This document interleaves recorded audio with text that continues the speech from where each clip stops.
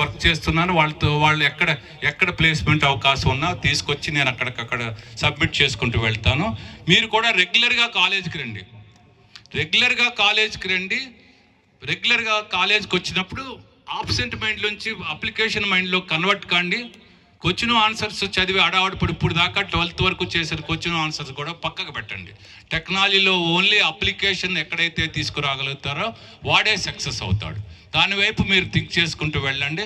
ఈరోజైనా ఆడపిల్లలు ఎవరన్నా ఇంటికి వెళ్ళి వంట చేయగలిగే కెపాసిటీ వాళ్ళు ఉన్నారా?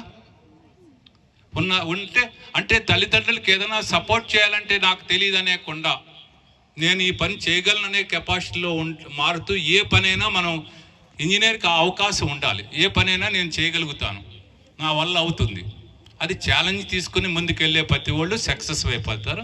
మీకు రాబోయే ప్రతిరోజు మీతో పాటు నేను ఉంటాను. నాకు ఏ సమస్య ఉన్నా తెలియజేయండి. దాన్ని నేనేమి కష్టం కాదు. ఒక రోజు లేట్ అవుతుందేమో కానీ సమస్యకు సొల్యూషన్ లేకుండా వదిలిపెట్టాం. Thank you very much. Thank you, sir. Now I would like to invite Chiranjeevi sir to speak few words.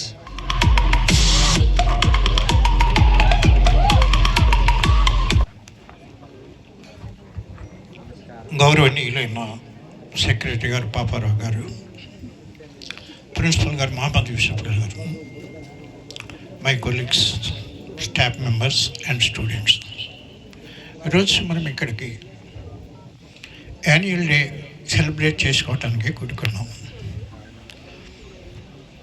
Annual day celebration చూసుకుంటే మన కాలేజీ స్ట్రెంగ్త్ చాలా ఉంది, కానీ ఇక్కడ ప్రజెంట్ అయ్యేది చాలా తక్కువ ఉన్నారు. ఒకటి గుర్తుంచుకోండి, మనమంతా కలిసి ఐకమత్యంగా మెలగవలసిన అవసరం ఉంది. అర్జున్ కాలేజీని గురించి కొన్ని విషయాలు చెప్తాను. ఇక్కడ ఈ కాలేజీ నేషనల్ హైవేకి నేను 9 సంవత్సరాల నుంచి పనిచేస్తున్నాను. 10 సంవత్సరాల నుంచి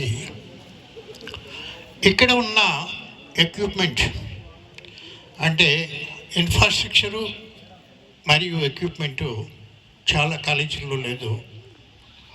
ఒక సంవత్సరం ఇన్స్పెక్షన్కి జైత్యాల నుండి జేఎన్టీ కాలేజీ ప్రొఫెసర్ వచ్చారు. మన కాలేజీలో మా సివిల్ వింగ్లో ఉన్న ఎక్విప్మెంట్ చూసి మా కాలేజీలో కూడా జేఎన్టీలో కూడా లేదని వారు అన్నారు. కాబట్టి ఇక్కడ మనకి చక్కటి ఇన్ఫ్రాస్ట్రక్చరు ఎక్విప్మెంటు కలిగి ఉన్నాం. ఈ కాలేజీ దగ్గరలో ఉన్నది.